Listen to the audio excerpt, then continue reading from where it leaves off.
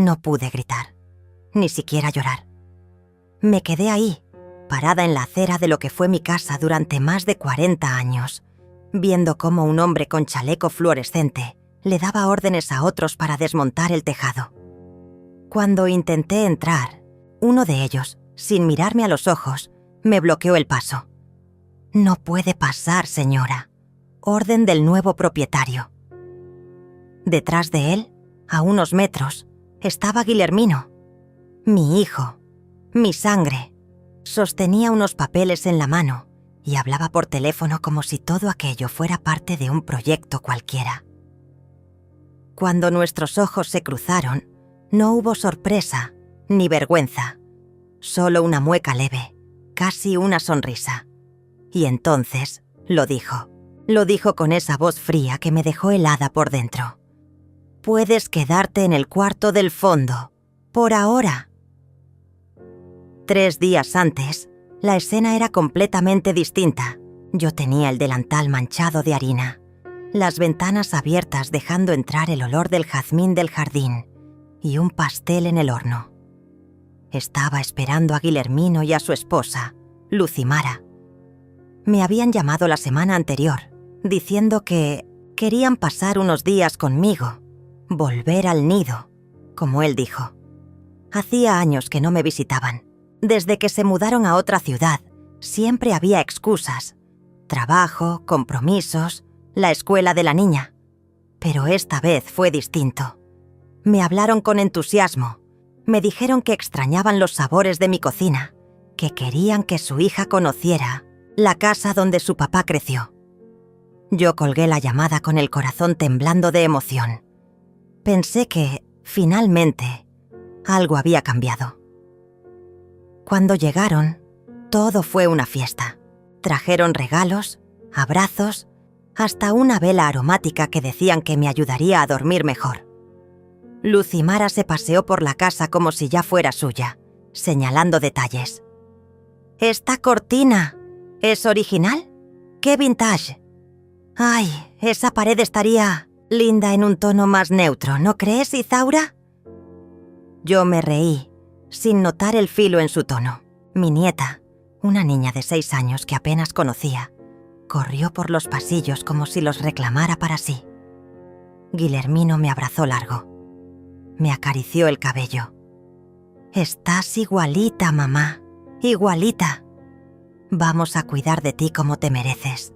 De ahora en adelante, nada de sola. Esta casa es demasiado para ti.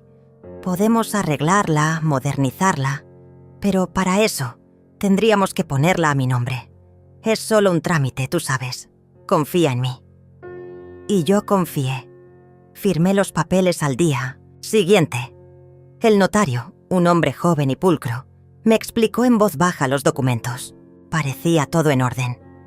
«Una donación en vida», dijo. Un gesto de amor familiar. Yo no entendí bien las cláusulas. Nunca fui buena con términos legales. Guillermino me guiñó un ojo. «Solo firma, mamá. Es para ayudarte». Y firmé. Pensé que estaba construyendo un puente. Pensé que ese acto sellaba algo eterno. Esa noche cociné estofado, mi receta de siempre. Todos comieron y brindaron conmigo. Lucimara, entre risas, dijo que íbamos a cambiar la mesa, que era muy pesada y pasada de moda. Reímos juntos. Yo pensé que eran bromas, pero al día siguiente todo empezó a sentirse distinto. Lucimara cambió los muebles de lugar sin preguntarme. Quitó los retratos de mi marido del aparador y los guardó en una caja. Dijo que asustaban a la niña. Luego fue el televisor. Trajeron uno nuevo, enorme, que tapaba la pared donde colgaba el crucifijo. «Demasiado antiguo», dijo ella. Las comidas también cambiaron. Ya no se cocinaba con cebolla porque a su hija le daba tos psicológica. La cocina comenzó a oler a plástico y a químicos. Yo traté de adaptarme. Callé, observé, acepté. Pero las señales se hicieron más claras. Mi taza favorita desapareció. Mi bata de baño fue reemplazada por una nueva, blanca, sin olor a hogar. Cuando pregunté por mis cosas, Lucimara me respondió con una sonrisa fingida. «Estamos reorganizando todo para que estés más cómoda». Pero no me sentía cómoda. Me sentía invisible. Esa misma noche, escuché desde el pasillo una conversación que me heló la sangre. Guillermino hablaba en voz baja. «Si ella no cede, vamos a tener que interceder. Ya hablé con el abogado. Podemos argumentar que no está en condiciones de manejar sus cosas». Lucimara respondió. «Es cuestión de tiempo. No aguanta el ritmo de esta casa. Se va a ir sola». Me encerré en mi habitación, abrazando el crucifijo viejo. No dormí. Al día siguiente, el timbre sonó. Era un hombre de traje, joven, con una carpeta en la mano. Dijo que era del Servicio de Evaluación Patrimonial. Quería revisar el estado de la casa. Yo no entendía nada. Guillermino lo acompañó. Le mostró las habitaciones, los techos, incluso mi armario. Hablaban de rentabilidad, de valorización por zona residencial. Yo solo escuchaba fragmentos. No me incluían. No era consultada. Yo, que tejí cada centímetro de esa casa, que la limpié, la perfumé, la abracé durante noches de luto y de frío. Ahora era solo una sombra entre paredes que ya no me reconocían. Luego vino el golpe final. Un correo del banco. Mi cuenta, bloqueada. Por solicitud familiar y prevención de riesgos financieros. Llamé. Me dijeron que había una alerta por presunta incapacidad, que alguien presentó una solicitud de tutela preventiva. Guillermino, mi hijo. Lo confirmé más, tarde, revisando papeles que encontré olvidados en el escritorio. Y entonces entendí. Todo había sido un plan. El regreso, los abrazos, la nieta, los regalos. Todo era una estrategia para obtener lo que querían. Mi casa, mi historia, mi dignidad. Y lo peor de todo, lo habían logrado con mi firma, con mi consentimiento, disfrazado de amor. Esa noche no cené. Me senté en la cama, con las luces apagadas, mirando la pared vacía donde solía colgar la foto de mi boda. Pensé en mi marido, en cómo él habría reaccionado, en cómo me diría que me levantara, que no me dejara. «Vence», sentí una furia silenciosa crecer dentro de mí. No era rabia, era claridad. Al amanecer, me levanté, tomé mi bolso y salí por la puerta trasera, sin decir nada, sin dejar nota. Caminé hasta la casa de doña Lourdes, una vecina de toda la vida. Le conté todo. Me abrazó sin palabras. Ella fue quien me puso en contacto con su sobrino, abogado. Ahí empezó todo. Pero eso es otra parte de esta historia. Doña Lourdes me sirvió un té de manzanilla con jengibre. La casa de ella siempre tenía ese olor a madera encerada y pan recién horneado. Me senté con las manos temblorosas, sin saber por dónde empezar. «Me robaron todo», le dije. Ella no respondió de inmediato. Solo me miró como si supiera exactamente lo que dolía sin necesidad de palabras. «No todo, Izaura. Aún te tienes a ti misma», dijo finalmente. Y esas palabras, simples pero firmes, me hicieron llorar sin sonido, porque en lo más profundo de mí sabía que era cierto. Ellos podían quedarse con mis paredes, mis muebles, hasta con mis recuerdos, pero no podían tocar mi conciencia. Al día siguiente, el sobrino de Lourdes, Sebastián, vino a verme. Traía una carpeta de cuero bajo el brazo y la calma de quien ya ha visto cosas peores. «Empieza desde el principio», dijo sin rodeos. Hablé por casi 2 horas. Cada detalle, cada sospecha, cada frase que ahora sonaba diferente. Él no me interrumpía, solo asentía de vez en cuando y tomaba notas con una letra apretada. Cuando terminé, me miró con seriedad. Esto no es solo deslealtad, es fraude. Y todavía estamos a tiempo. Esas palabras encendieron algo en mí. Sebastián explicó que la donación podía ser revocada si se demostraba que hubo manipulación o incapacidad inducida. Que el proceso era lento, pero no imposible. Que cada mensaje, cada firma, cada grabación podía ser utilizada. Me habló con términos que no comprendía del todo, pero su convicción me sostuvo. Esa noche, desde la ventana del cuarto de Lourdes, vi mi antigua casa. Las luces estaban encendidas. Lucimara hablaba por teléfono en la terraza, fumando como si estuviera celebrando. Se reía. Se reía en mi cocina, se reía en mi espacio, se reía en mi ausencia. Me dolió más de lo que admito. No era solo la traición. Era la burla disfrazada de vida nueva. Comenzamos a trabajar. Sebastián me ayudó a revisar mis cuentas, mis correos. Encontramos solicitudes enviadas desde un dispositivo que no era mío. Transferencias autorizadas con mi nombre. Correos electrónicos con instrucciones que jamás escribí. Sebastián trazó direcciones IP, rastreó ubicaciones. Todo apuntaba a Guillermino. Incluso encontró registros de llamadas entre él y el notario, días antes de la firma. Conversaciones donde usaba frases como «Mi madre ya no razona bien» o «Solo necesito que esté presente para cumplir el trámite». Eso era premeditación, y teníamos pruebas. Pero lo que cambió todo, lo que rompió cualquier duda que pudiera quedarme, fue la llegada de Isabela. Una tarde, mientras Lourdes preparaba café, alguien llamó a la puerta. Era ella, pequeña, con sus ojos grandes y el cabello atado en 2 coletas. Tenía una libreta en las manos. «Mamá dice que no puedo venir, pero vine igual», dijo. Me abrazó fuerte. Me dio la libreta como si fuera un secreto. «Es mi diario. Lo escondí para ti». La abrimos juntas. Lo que vimos me dejó sin aliento. Isabela había dibujado escenas. Dibujos de su padre y su madre discutiendo. Palabras copiadas como pudo. Ella ya firmó. Nadie puede reclamar. Otro dibujo mostraba una casa tachada con una cruz y la palabra abuelita escrita arriba. Sebastián, con la voz rota, dijo: «Esta niña es testigo de todo sin saberlo. Es la voz más pura de esta historia». Le pedimos permiso para conservar la libreta. Ella asintió con una sonrisa tímida y se sentó en mi regazo. Me susurró: «Papá dijo que tú estás enferma, pero yo no creo eso. Tú me miras bien». Me apretó la mano.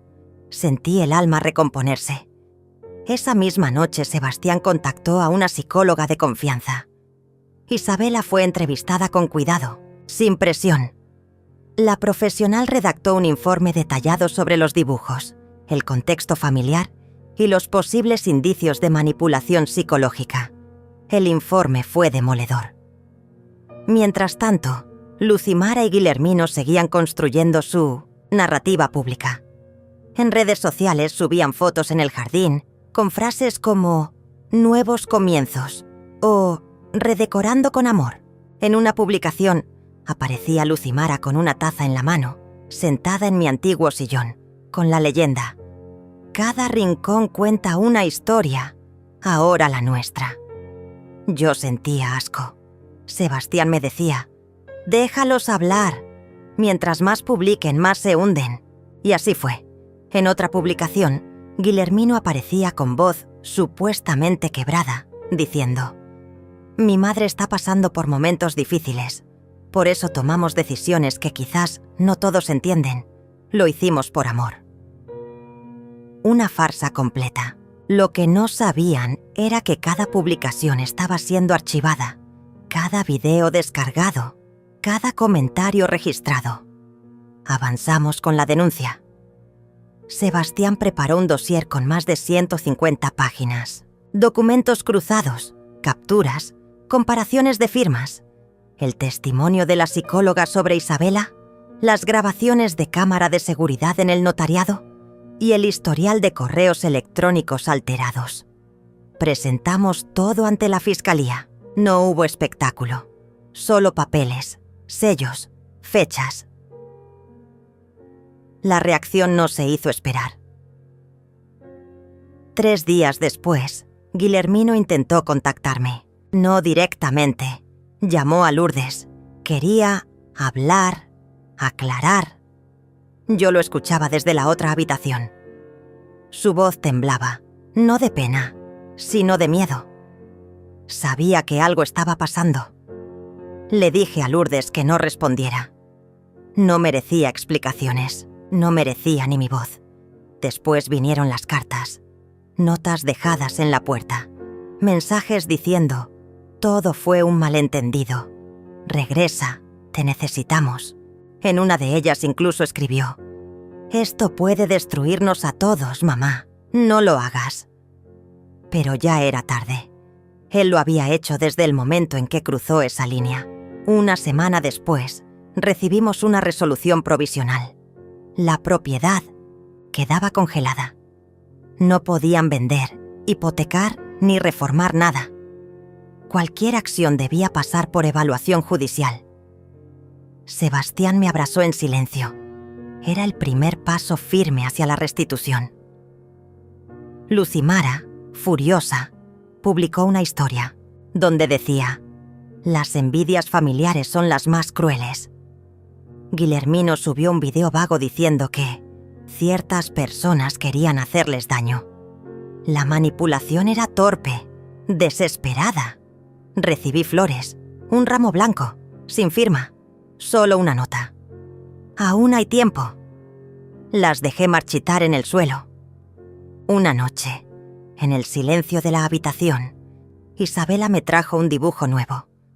Era una casa, la misma de siempre, pero esta vez estaba completa y en la puerta ella me había dibujado a mí, con una llave en la mano.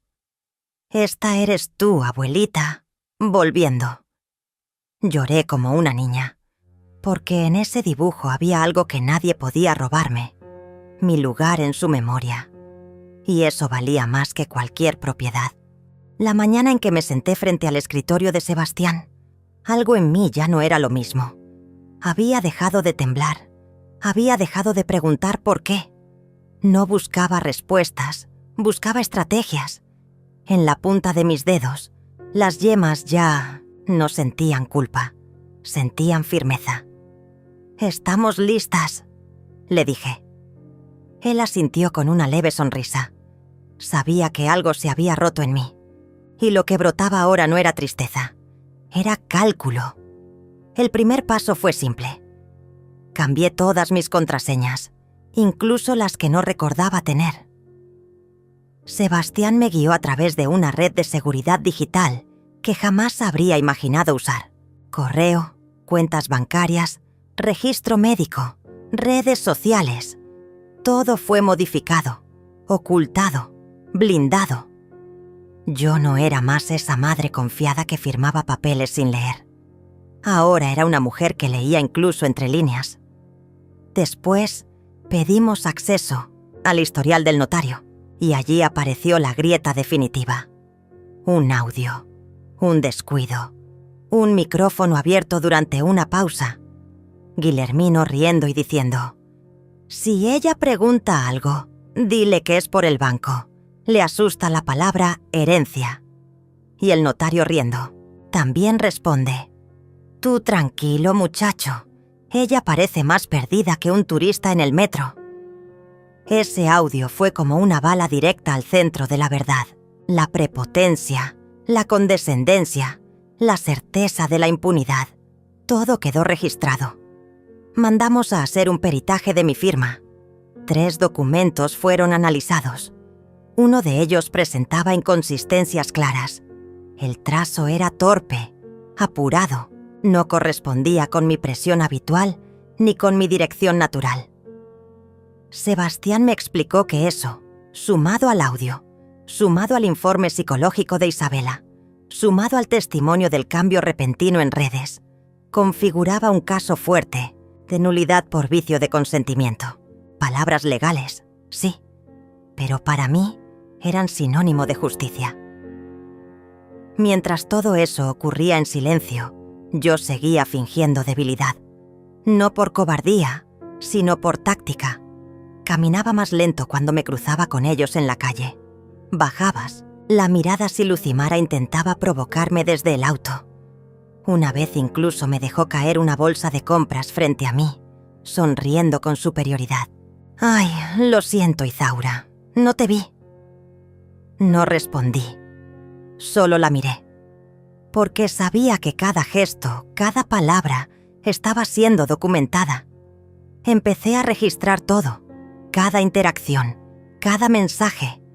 Usaba una pequeña grabadora que guardaba en el forro del bolso. A veces hablaba sola, narrando hechos como si fuesen pensamientos. Sebastián dijo que eso ayudaba a establecer una línea de tiempo emocional para el proceso, y lo hice con precisión quirúrgica. Hoy vi a Guillermino retirando cuadros del salón. Son míos, de mi abuela. No pidió permiso, no preguntó, solo los tomó. Isabela seguía viniendo a escondidas. Traía cuentos que leía en voz alta. Me abrazaba y decía que me extrañaba. Una tarde me pidió que la acompañara a su escuela para una exposición de dibujos. Dudé. No quería causar un conflicto si Lucimara me veía allí, pero accedí.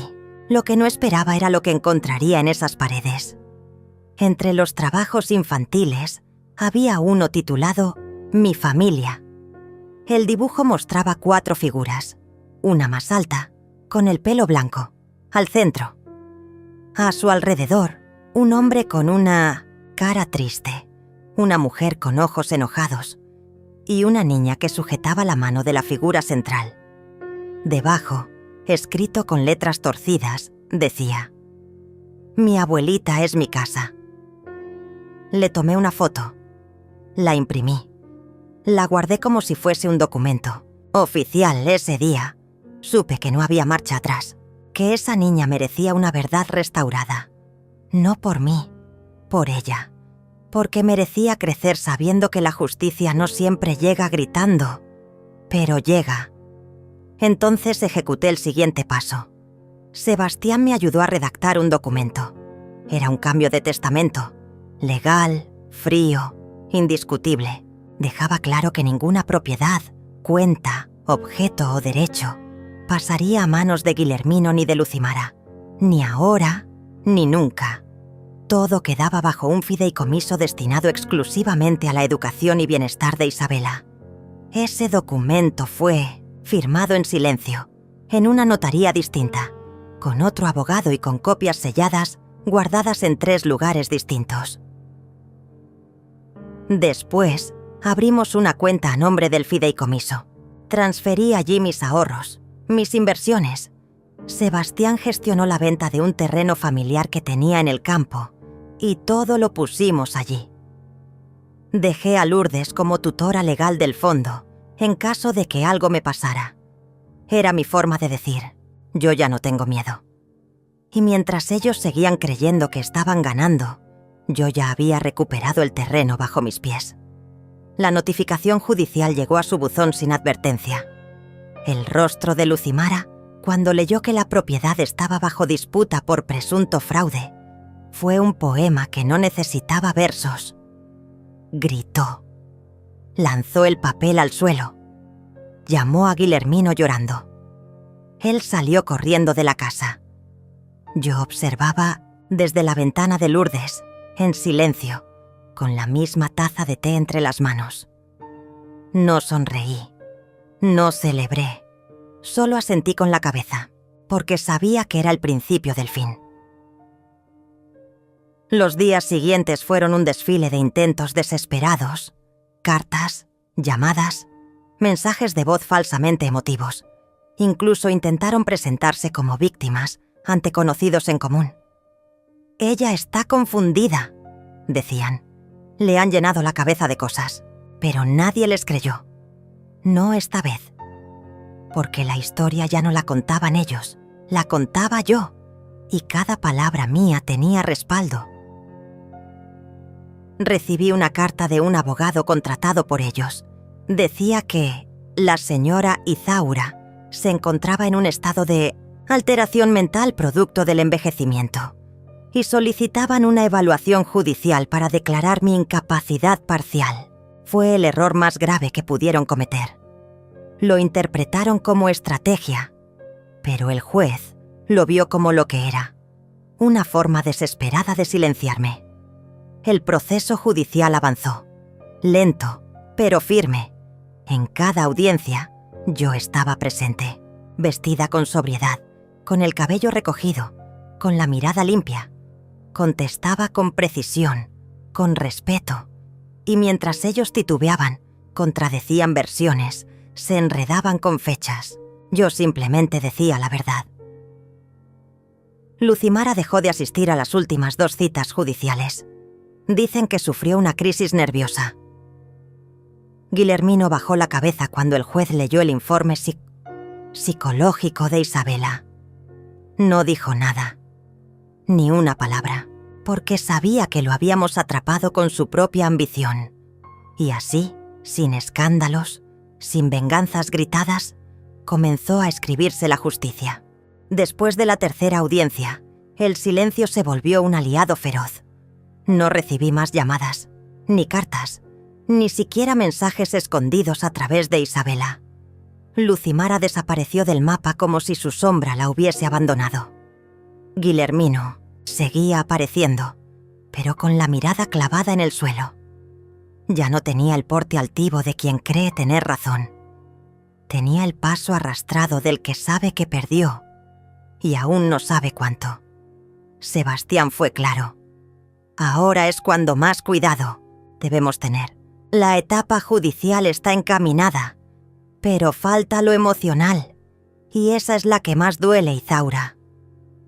No se equivocaba. A veces me descubría despertando a las 3 de la mañana, esperando oír sus llaves en la puerta. Mi cuerpo seguía buscando el sonido de su risa, aunque ya no fuera mía. Pero lo combatía. Cada noche repetía en voz baja: no fue amor lo que me diste, fue manipulación disfrazada de necesidad. Isabela, en cambio, se volvió más constante. Ya no venía a escondidas. Lourdes le abrió las puertas sin miedo, y ella venía con dibujos, cuentos, preguntas. ¿Cómo se hace un té como el tuyo? ¿Abuela? ¿Por qué tu ventana da más luz que la mía? ¿Tú también tienes miedo a los truenos?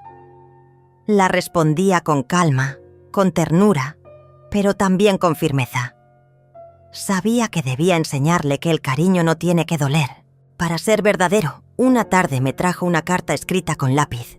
Era corta, infantil, pero tenía la carga emocional de una vida entera. Querida abuela, no dejes que se lleven tu casa. Es tuya. Y cuando estoy aquí, me siento en casa. Te quiero, Isabela. Esa nota fue mi armadura. La plastifiqué. La guardé junto al testamento. Era mi recordatorio diario de por qué seguía luchando. Y entonces ejecuté el plan definitivo. Todo comenzó con un viaje al interior. Sebastián me propuso visitar un pueblo donde vivía una tía suya, que era agente inmobiliaria. Tal vez encuentres allí el lugar donde puedas comenzar de nuevo, me dijo. Acepté, no con entusiasmo, sino con determinación. El pueblo era pequeño, con calles de piedra, árboles altos y faroles que parpadeaban de noche como luciérnagas domésticas. Había silencio, mucho silencio, y una librería antigua que olía a polvo y a madera húmeda. Allí supe que sí, podía empezar otra vez. Encontramos una casa modesta, con patio, ventanas verdes, y una cocina que parecía haber sido diseñada para tés largos y conversaciones sinceras. La compré, a mi nombre, sin intermediarios, sin rastros en redes. Sebastián gestionó todo a través de un apoderado. La casa quedó registrada a nombre de un fideicomiso que no llevaba mi nombre directamente, una capa más de protección. «Si algún día te buscan, no te encontrarán», me dijo, y sonreí, porque ya no tenía miedo de desaparecer. Tenía ganas. Regresé a la ciudad como quien vuelve a cerrar un capítulo, y lo hice. Literalmente, en una sola noche, empaqué lo esencial: libros, ropa, fotos. Dejé la casa ordenada, limpia, sin rastros de mi alma. Lourdes me ayudó. Sabía que era el momento. La vi llorar en silencio mientras guardaba una tetera. «Esta casa nunca fue suya, Izaura. Fue tu cárcel desde que les diste la llave». Le apreté la mano. «Y por eso, ahora me libero». Antes de irme, hice una última visita a la casa que me habían arrebatado. Fui con Isabela. Caminamos hasta el portón. Estaba cerrado con cadenas. No había luces encendidas, como si el peso de sus actos los hubiese obligado a esconderse de la verdad. Me detuve frente a la puerta y le dije a Isabela: «Esto ya no es mío, mi amor, y eso está bien». Ella me miró, asintió y me tomó la mano. «¿Vamos a nuestra casa, abuela?». Y esa frase fue mi absolución. Al día siguiente las redes explotaron. Guillermino publicó un video desde una cuenta que no usaba desde hacía años. «Mi madre ha sido manipulada por abogados codiciosos. No está en condiciones de decidir sola. Queremos protegerla». El discurso era débil, artificial, lleno de palabras vacías. No hablaba de amor, no hablaba de arrepentimiento, hablaba de propiedad, de dinero, de control. Y eso para quienes nos conocían fue suficiente. Los comentarios no tardaron en aparecer. «Tu madre siempre te amó. ¿Qué le hiciste? Ella te crió sola. ¿Así le pagas? Manipulador, hipócrita». Lucimara intentó sumarse. Publicó una foto antigua, donde yo sostenía a Isabela en brazos, con un texto que decía: «Las familias deben permanecer unidas. El odio es un veneno». Pero nadie le creyó, porque el veneno ya se había revelado, y tenía nombre propio: ella. Yo no respondí públicamente, no hice videos, no escribí cartas, solo envié, a través de Sebastián, un comunicado legal informando que cualquier intento de contacto directo sería considerado acoso y reportado ante la justicia. El mensaje fue claro. La puerta estaba cerrada y no tenía llave del lado de ellos. El día en que la sentencia final llegó, no lloré. El juez declaró nula la cesión de propiedad por vicio de consentimiento, con agravantes de manipulación psicológica, testimonio indirecto infantil y uso indebido de firma en contexto de presión emocional.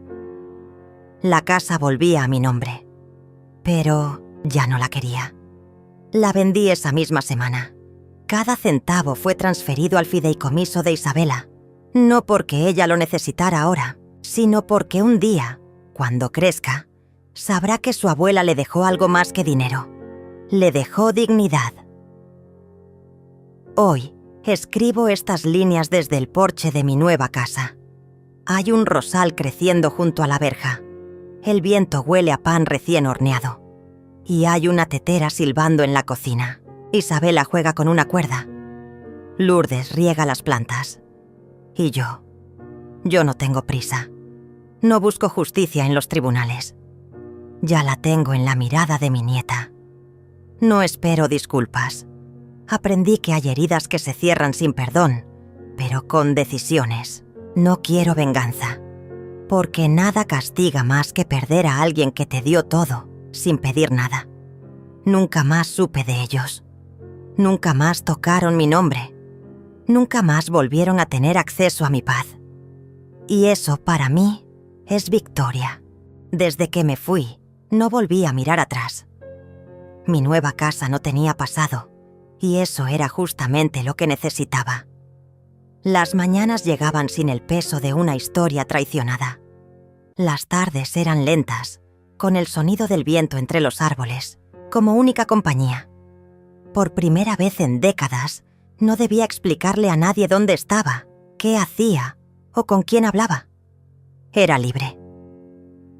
Los primeros días fueron extraños. Caminaba por las habitaciones como si alguien pudiera aparecer de repente y reclamar el espacio. Pero no. Nadie venía. No había timbres ni golpes en la puerta. Solo silencio. Un silencio tan profundo que me hizo llorar la primera noche. No de tristeza, sino de alivio. Porque por fin lo había conseguido. Isabela venía cada 15 días. Pasaba fines de semana enteros conmigo. Jugábamos a la cocinita, leía sus cuentos favoritos y la veía dormirse con la cabeza apoyada en mi brazo, como si supiera que ese era el único lugar del mundo donde nada malo podía tocarla. Me contaba historias de su escuela, hablaba de sus dibujos. A veces preguntaba por su madre, pero lo hacía en voz baja, como si temiera que nombrarla rompiera algo frágil. Yo no respondía con odio. Le decía que cada persona tiene su camino y que el nuestro estaba lleno de flores que ella misma había plantado. Una tarde, mientras tejía en el porche, Isabela se acercó con algo escondido en su mochila. Era un cuaderno, de tapas duras, lleno de dibujos. Cada página tenía escenas nuestras, tomando té, riendo en la cocina, leyendo juntas. En una esquina, escribió: «Mi familia está donde me siento querida». Esa frase la repetí en mi cabeza muchas veces. Me sanó más que cualquier resolución judicial. Pero los ecos del pasado aún rondaban. Una vecina me dijo que Guillermino había intentado contactarla para saber si yo vivía allí. No le dio información. Sebastián me lo confirmó. «Están desesperados. El dinero se les fue. No tienen a quién culpar». Yo asentí. No me alegraba. Pero tampoco sentía compasión. Porque la compasión se da a quien la supo ofrecer alguna vez. Y ellos no.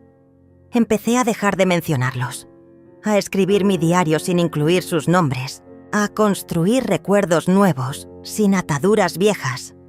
Cambié los cuadros de la sala, compré una tetera nueva, planté un rosal blanco frente a la ventana.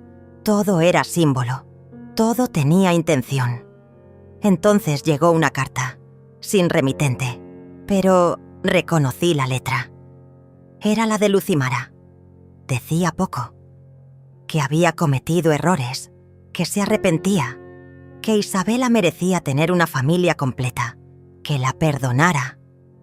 No me enojé, no lloré, solo doblé la carta y la guardé en una caja, junto con otras cosas que decidí no volver a abrir, porque no todo lo que se rompe debe arreglarse.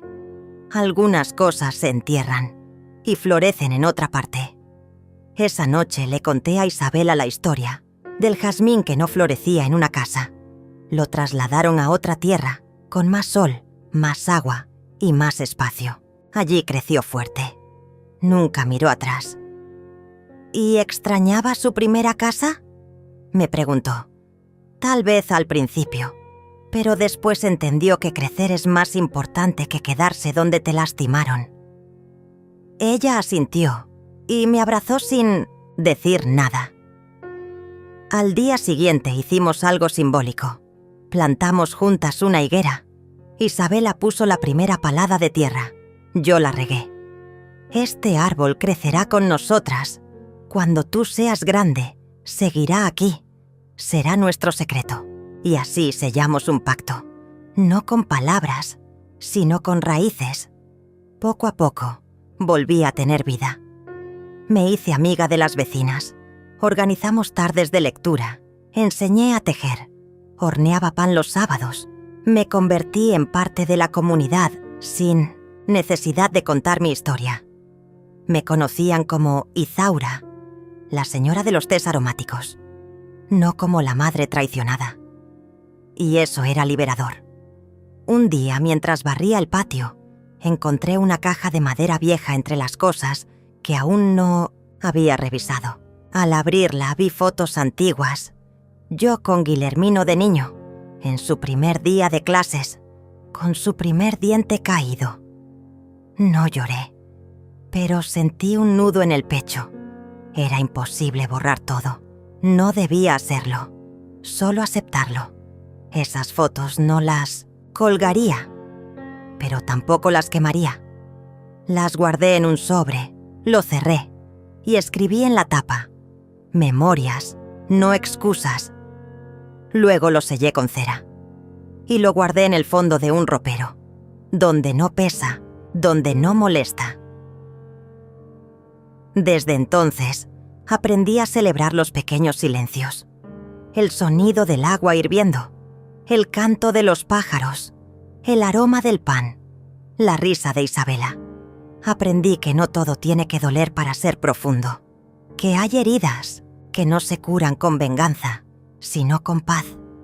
Nunca más supe si Guillermino intentó buscarme, si Lucimara escribió más cartas, si intentaron manipular a Isabela, porque todo lo que construí desde que me fui no depende de ellos.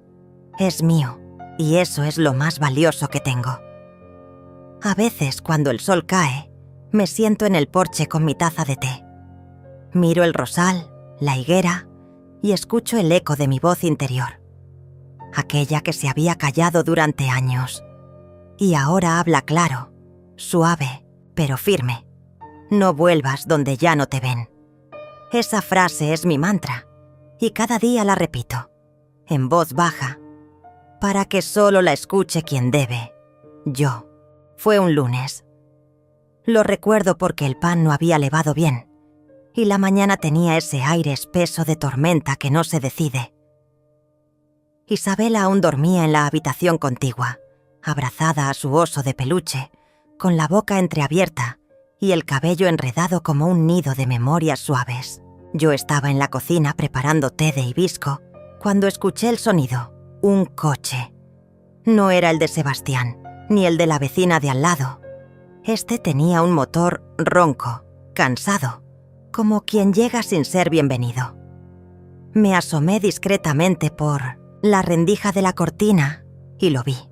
Era el coche de Guillermino, destrozado por fuera, con una de las puertas abollada, y esa calcomanía en la esquina que decía «Familia bendecida». Sentí como mi estómago se contraía. El pasado se estacionó frente a mi jardín, no bajó solo. Lucimara estaba con él, con el rostro marcado por el maquillaje que intenta esconder el desgaste. Llevaba un vestido que alguna vez fue caro, ahora desteñido en los bordes. Y entonces, lo más inquietante, traían una cámara, un trípode y una carpeta en la mano. No, abrí la puerta. Ellos la golpearon, primero suavemente, luego con más insistencia. Escuché sus voces. «Mamá, por favor, abre. Necesitamos hablar». «Izaura, no queremos problemas. Solo conversar». No respondí. Caminé hasta el cuarto de Isabela, la abracé sin despertarla y cerré la puerta con llave. Luego tomé mi teléfono. Grabé todo. Desde el momento en que empezaron a hablar frente a la puerta, cada frase, cada intento de persuasión. Lucimara incluso lloró, o lo fingió bien. «Nos robaron, Izaura. Un socio de Guillermino nos estafó. Perdimos todo. Solo queremos apoyo. Somos familia, familia». Esa palabra, tantas veces vaciada, tantas veces usada como cuchillo envuelto en terciopelo. Yo sabía lo que era una familia. Estaba en la habitación durmiendo, no en la puerta exigiendo. Les hablé desde la ventana, sin abrir. «No pueden estar aquí, ya no forman parte de esta casa. Si no se van, llamaré a la policía». Hubo un silencio, como un corte abrupto en una escena mal dirigida. Luego escuché susurros, risas nerviosas y finalmente, lo que temía, amenazas veladas. «Vamos a contar todo», dijo Lucimara. «A la prensa si es necesario, que nos echaste, que nos dejaste en la calle. Grabé eso también. No fue impulsivo, fue estrategia. Desde semanas antes, Sebastián me había sugerido prepararme. Ya habíamos previsto que, tarde o temprano, intentarían algo. Por eso teníamos el testamento digitalizado, los documentos de donación revocados, las pruebas de manipulación archivadas. Todo listo. Cuando se fueron, no lloré. Pero mis manos temblaban. Esa noche hablé con Sebastián, le mandé los audios. Me pidió paciencia. Me recordó que la justicia no siempre es rápida, pero llega. Dormí poco. Soñé con puertas abiertas y rostros que no deseaba volver a ver. Al día siguiente empezó la segunda parte del espectáculo. Las redes sociales. Una publicación de Lucimara, con una foto vieja de todos en mi antiguo comedor, con una frase: cuando la familia aún se amaba. Comentarios manipulados. Amigos falsos compartiendo. Videos editados. Hasta una historia contada en formato de madre ingrata que abandona a su hijo y su nieta. Era grotesco, pero también efectivo. Gente que no me conocía comenzó a enviarme mensajes. Algunos insultantes, otros confusos. Me culpaban por cosas que nunca sucedieron. Me exigían explicaciones. Quise cerrar todo, borrar mis perfiles, desaparecer. Pero no lo hice. Grabé un video, sin rostro, solo mi voz. Relaté los hechos, sin nombres, sin odio, solo con fechas, documentos, pruebas. Hablé de las grabaciones, de las mentiras, de la presión emocional, de cómo una mujer puede ser destruida por quienes dice amar y de cómo también puede renacer. No lo subí inmediatamente, se lo mostré a Isabela primero, porque aunque no comprendiera todo, debía saber que su abuela no huía. Ella me abrazó y dijo: si tú estás bien, yo también lo estoy. Y fue suficiente. Subí el video 2 días después. No buscaba likes, buscaba equilibrio. Verdad, algunas personas se disculparon, otras no. Pero lo más importante sucedió en privado. Un mensaje de una mujer mayor que decía: gracias, yo también me fui. Y tenía miedo. Ahora no tanto. Entonces supe que lo que viví no era solo mío, era de muchas, y que mi voz, aún temblorosa, podía ser faro. Mientras todo esto sucedía, Sebastián gestionaba algo crucial: una orden judicial de alejamiento. No era fácil, pero lo logramos. No podían acercarse a nosotras ni usar mi imagen sin consecuencias legales. Esa fue mi muralla. Y como si el universo respondiera, llegó el otoño. Las hojas caían como si limpiaran el aire. Isabela empezaba sus clases de dibujo. Pintaba casas con ventanas grandes, donde el sol siempre entraba. Yo seguía horneando pan. Planté caléndulas. Compré un cuaderno nuevo. Empecé a escribir cartas que no enviaría. A mí misma. A la Izaura de antes. A la que casi se perdió. Una noche mientras tomábamos té, Isabela me dijo: abuela, ¿por qué hay gente que hace daño a quien quiere? No supe responderle con precisión. Solo le dije: porque no saben querer sin lastimar. Pero tú aprenderás, diferente. Y ella sonrió, porque aún tenía tiempo, porque estaba a salvo. Poco después, Sebastián me llamó. Tenía una noticia. Habían intentado revocar mi poder legal sobre Isabela, alegando abandono emocional. El juez desestimó todo. Las pruebas eran sólidas. Ellos, débiles. El intento fue ridículo, pero me mostró algo importante. No habían desistido. Solo se ocultaban. Esperaban grietas. Así que reforcé todo. Las cerraduras, las contraseñas. Pero, sobre todo, mis límites. Ya no sentía pena, ni furia, solo claridad. No vendría más. Confrontación directa. Ellos operarían desde las sombras y yo desde la luz, en silencio, pero firme, Porque ya no era la misma, ya no era la madre que rogaba, era la mujer que elegía, y lo elegiría todo de nuevo. Pasaron semanas. El clima comenzaba a suavizarse, y las mañanas eran menos frías. El silencio en la casa se había convertido en mi aliado, no en una ausencia. Isabela volvía del colegio con dibujos nuevos cada día. Muchos tenían una mujer, con una llave en la mano, siempre sonriendo. Me preguntaba por qué siempre dibujaba eso. Ella respondía: «Porque tú tienes la llave de todo». No entendía cuánto significaban esas palabras hasta que un sobre llegó por debajo de la puerta. No venía con remitente. Dentro, un papel arrugado, escrito a mano, sin firma. «Lo que estás haciendo está mal. Vas a arrepentirte. No se deja así a un hijo. No importa lo que él haya hecho». No temblé, pero ese día no horneé pan, no leí, no escribí en mi cuaderno de cartas invisibles. Me senté frente al ventanal, observando la calle vacía.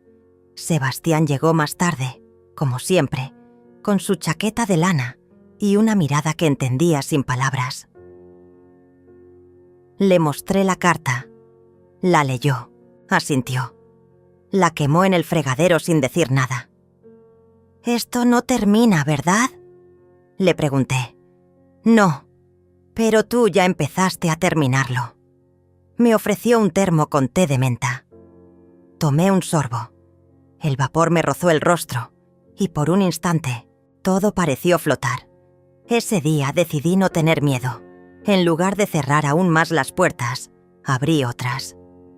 Fui a la delegación. Entregué todo lo que tenía.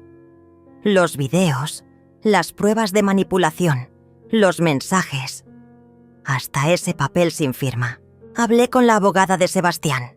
Me explicó que el proceso sería lento, pero ahora tenía un escudo más grande que el silencio.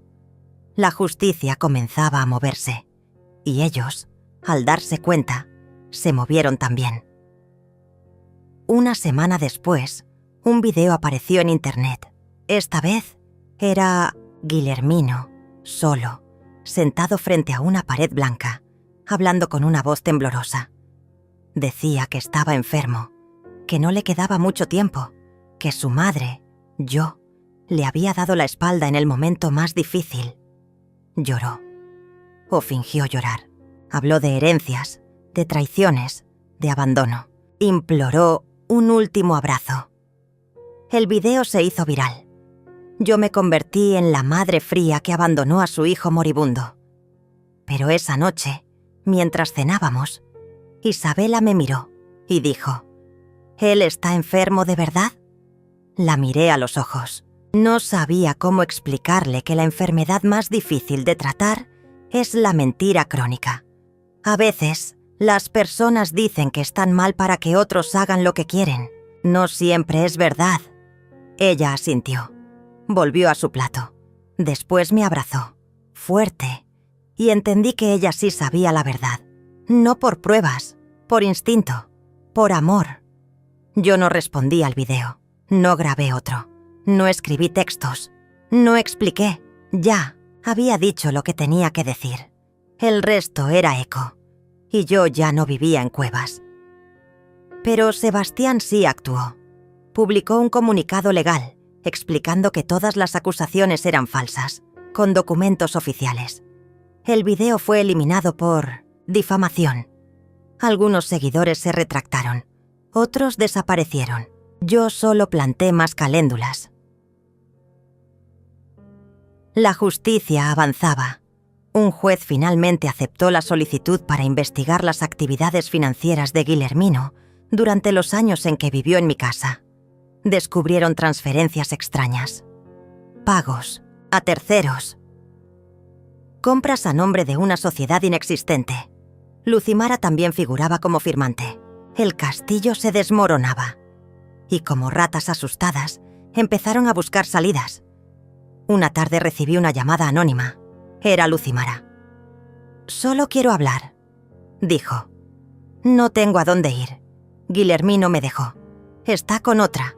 Usó mi nombre para Todo. Me engañó a mí también. Guardé silencio. Ella continuó, sollozando, rogando por ayuda, diciendo que yo era la única que podía salvarla. Ya no te odio, Izaura, solo tengo miedo. Colgué. No por crueldad, por sanidad. Esa noche escribí una carta. No la envié. La guardé con las demás. Lucimara. Alguna vez te vi como hija. Luego, como amenaza. Hoy, solo te veo como espejo roto. No puedo ayudarte sin romperme de nuevo. Y yo ya aprendí a no quebrarme por otros. Sebastián me dijo que la investigación podía llevar meses. Yo le respondí que ya había esperado demasiado en mi vida. Puedo esperar un poco más. Ya no espero con ansiedad. Espero con certeza. Y mientras tanto, vivía. Le enseñaba a Isabela a hacer pan. Íbamos al mercado los sábados. Pintábamos juntas. A veces me hacía peinados imposibles. Me llamaba Reina Maga. Yo la llamaba mi verdad pequeña. Una mañana, mientras doblaba ropa, ella me preguntó: ¿tú crees que yo también voy a tener que perdonar cosas feas cuando sea grande? Le respondí sin pensarlo: no. Pero vas a aprender a no cargarlas, y eso era todo. No se trataba de borrar el pasado, sino de no dejar que pesara más que el presente. Las noticias siguieron. Se filtró que Guillermino tenía deudas en varios estados, que había intentado abrir una cuenta en nombre de Isabela, que sus propiedades estaban a nombre de prestanombres. Sebastián me mostró cada detalle. Me preguntó si quería demandar por estafa agravada. Dije que sí. Sin odio, solo como quien ordena la casa. Y así empezó la verdadera caza. Yo ya no era presa, era la que observaba desde lejos, que no gritaba, pero documentaba, grababa, archivaba. Estaba en cada rincón, aunque ellos no lo supieran. Isabela, sin saberlo, se convirtió en mi luz guía. Todo lo que hacía era por ella, por protegerla, por enseñarle con hechos que una mujer puede perderlo todo y aún así elegir no perderse a sí misma. Una tarde ella me trajo un dibujo. Era nuestra casa. Yo en el jardín, ella en la ventana, un árbol al lado y en la esquina una jaula abierta, vacía. ¿Y esto?, pregunté. Es para lo que ya no nos atrapa. No lloré. Pero cerré los ojos y le di las gracias, porque esa era la señal. Lo estábamos logrando. Íbamos saliendo. Íbamos volviendo a ser. Y en ese camino supe que aún faltaba el final. No uno teatral, no uno de venganzas, sino el final justo, el que pone a cada uno en su sitio, sin escándalo, sin ruido, solo con verdad. Y con eso, por fin, paz. Fue una tarde de miércoles cuando lo vi por última vez. Estaba sentada en la terraza, cuidando un jazmín que no terminaba de florecer, cuando escuché el portón abrirse con fuerza. Isabela estaba dentro, dibujando. Sebastián había salido. Me levanté, sin prisa, como quien sabe que el invierno ya no puede congelarla. Era él, Guillermino. Estaba más delgado, con una barba descuidada, y los ojos rojos como si no hubiera dormido en días. Su voz temblaba, pero no de emoción, de desesperación. «Mai, me escuta, por favor». No respondí, solo lo observé. No había odio en mi mirada, solo distancia, como quien mira un retrato viejo de alguien que alguna vez amó. Yo no sabía lo que hacía. Estaba confundido, me dejé llevar. Lucimara me manipuló. Fue ella. Ella lo organizó todo. Me acerqué un paso. Lucimara no me pidió que te diera mi casa. Tú sí. Se quedó mudo. Lo supe. Había venido sin plan. Solo con miedo. Yo puedo arreglar esto, balbuceó. Hablo con los abogados. Firmo lo que sea. Pero necesito que me ayudes. Que me salves. Entonces bajó la mirada. Hizo lo que nunca pensé que haría. Se arrodilló. «Por favor, Mai. No tengo a dónde ir. No tengo a nadie». Y en ese momento entendí. No estaba frente a mi hijo. Estaba frente al eco de alguien que elegí amar ciegamente. El hombre que tenía enfrente ya no era mi niño. Era alguien que había cruzado demasiadas líneas y que solo quería volver porque el fuego ya lo estaba quemando. «Levántate, Guillermino. No te arrodilles. No sirve». Me miró. En sus ojos había súplica, pero no arrepentimiento. Y yo no negociaba con fantasmas. «Lo que hiciste no tiene vuelta, pero lo que hagas ahora sí. Si te entregas, si colaboras, tal vez tengas un camino, pero no conmigo». La ira subió en su rostro. «¿Quién te crees que eres? Yo soy tu hijo, tu sangre». «Sí, pero también eres la cicatriz que decidí no seguir abriendo». Entré. Cerré la puerta. Escuché sus golpes, sus gritos, pero no volví a mirar. Llamé a Sebastián, al abogado, a la policía. 1 hora después, se lo llevaron por alterar el orden público. No fue una gran escena. No hubo cámaras, solo una última imagen. Él, en el asiento trasero de un patrullero, mirando por la ventana con odio. Yo, firme, con una taza de té en la mano. Esa noche Isabela me preguntó, ¿era él? ¿Sí? ¿Lloraste? No. Solo cerré la puerta. La abracé. Dormimos juntas. Su respiración fue el único sonido que necesité para sentir que todo iba a estar bien. Los días siguientes fueron tranquilos. El proceso legal siguió su curso. La fiscalía lo imputó por fraude, uso indebido de identidad y apropiación indebida. Lucimara también fue citada. Ambos intentaron culparse mutuamente, pero ya no era mi historia. Yo había terminado la mía. Vendí la casa. No la nuestra, la casa vieja, aquella que él había querido quedarse. Lo hice en silencio, legalmente, sin avisar. El dinero lo doné a un hogar de mujeres que habían sido estafadas por familiares. No necesitaba esa plata, no necesitaba más paredes con recuerdos rotos. Isabela y yo empacamos pocas cosas, las cartas, los dibujos, el candelabro de mi madre, mi tetera, y partimos. No dijimos adiós, solo comenzamos de nuevo. Nos mudamos a una casita en el campo. No era grande, pero tenía un limonero en el patio y una ventana que daba al amanecer. Sebastián nos visitaba a menudo. Traía libros para Isabela, plantas para mí y silencio para compartir. Una tarde Isabela me dijo, «Aquí no hay fantasmas, ¿verdad?» «No, aquí solo hay historias nuevas». Ella sonrió. Se acostó en la hamaca y se quedó dormida al sol. Yo me senté a escribir. No una carta, no una queja, sino una historia. La historia de una mujer que entregó todo y casi se perdió, pero eligió volver, que decidió dejar de esperar disculpas y construyó su propia absolución. Una historia como la mía. El juicio se celebró en ausencia. No quise ir. Ya había visto suficiente. Me avisaron que ambos fueron condenados a pagar una multa y cumplir servicios comunitarios. Que no podrían acercarse a mí. Que sus nombres estaban anotados en un registro. Archivé esos papeles, pero no los memoricé. No les di poder. 1 año después abrí un café pequeño. Lo llamé La Puerta Cerrada.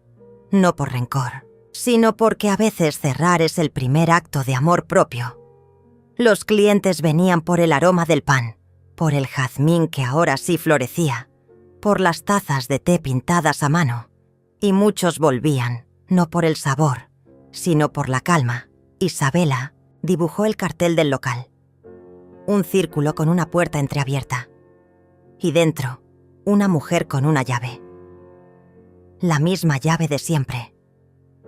Una tarde cualquiera, mientras cerrábamos el café, ella me dijo, «¿Sabes?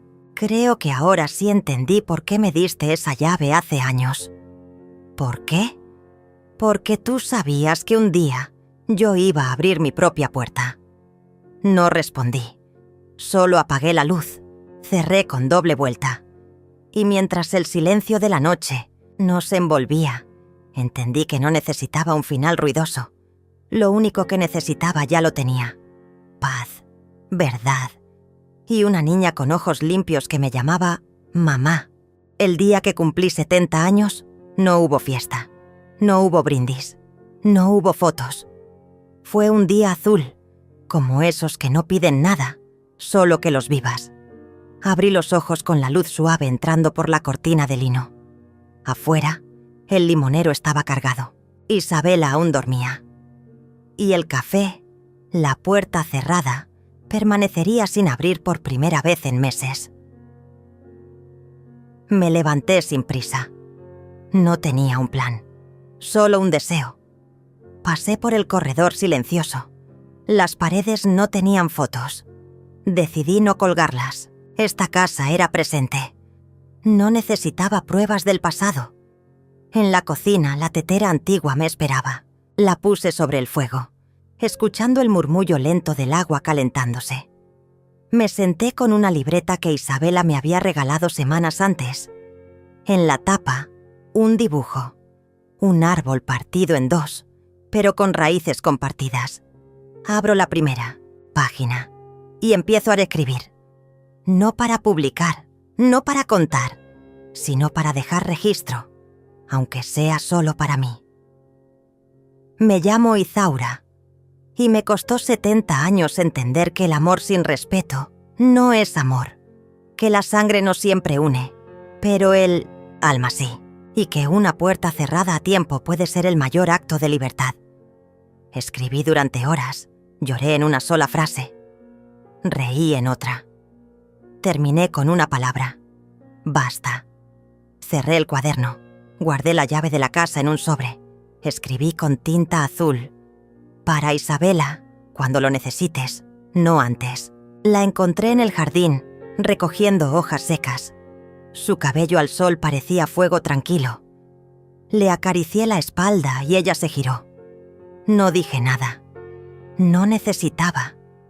Me abrazó largo, sin preguntar por qué mis ojos brillaban. Esa tarde caminamos al pueblo. Nos detuvimos en una librería de segunda mano, luego en la panadería. Saludamos a viejas amigas. Todas sabían quién era yo, pero ninguna sabía mi historia, y así quería que siguiera. Al volver, Isabela me preguntó: ¿qué pasa si un día ellos vuelven? No preguntó con miedo. Preguntó con la curiosidad limpia de quien aún cree en las segundas oportunidades. Si vuelven, le dije, encontrarán una puerta cerrada y alguien que ya no vive del dolor. Ella asintió y no volvió a hablar del tema. Al anochecer, hice algo que nunca creí que haría. Fui al armario donde guardaba un sobre. Dentro, todos los documentos del juicio, las copias de las escrituras, las pruebas que me habían devuelto lo que era mío.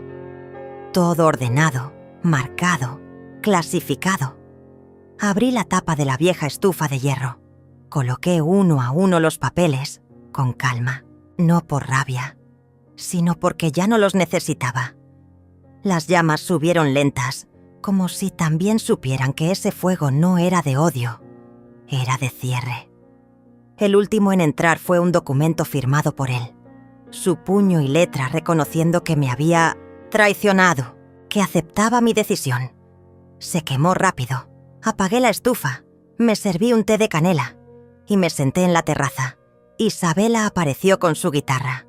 Tocó una canción sin letra, suave, circular, como un susurro antiguo. ¿Te gusta?, preguntó. Es perfecta. La compuse para ti.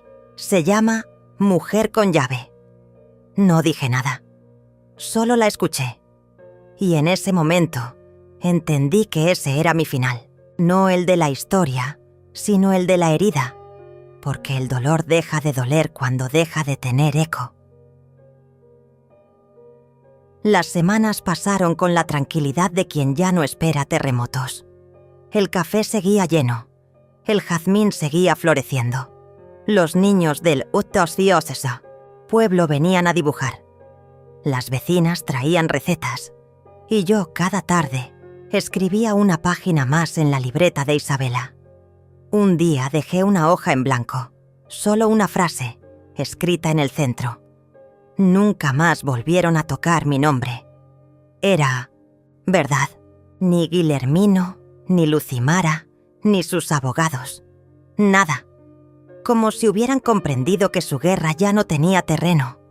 Y si alguna vez quisieron contar su versión, nadie la escuchó, porque la mía ya se había vivido. Un mediodía, al cerrar el Isiomnamefil café, una joven me preguntó: ¿Usted es la señora Isaura? Sí. Mi madre me habló de usted. Dice que es una mujer que supo cerrar una puerta a tiempo. Sonreí. Tu madre es sabia. ¿Y usted volvería a hacerlo? La miré. Cada vez, sin dudar. La joven me abrazó sin pedir permiso y se fue. No preguntó más. No necesitó. Esa noche, en mi diario escribí: si una sola mujer entiende que puede decir basta, todo valió la pena. Y entendí que no hacía falta ser heroína. Solo hacía falta ser firme. El último símbolo llegó una mañana cualquiera. Isabela salió a la calle con una caja. Me dijo que había algo para mí en la plaza del pueblo. Fui con ella, entre curiosa y desprevenida. Al llegar, lo vi. Un banco de madera, nuevo, con una placa de bronce. Mujer con llave. Aquí se sentó una vez y decidió no volver a cerrar el corazón, solo la puerta. Me reí, lloré y me senté. Isabela se sentó a mi lado, me dio la mano y así nos quedamos, sin prisa, sin urgencia, sin miedo. Porque hay victorias que no necesitan testigos, ni titulares, ni aplausos, solo una taza de té, una guitarra suave y el sonido de una puerta que se cerró para siempre.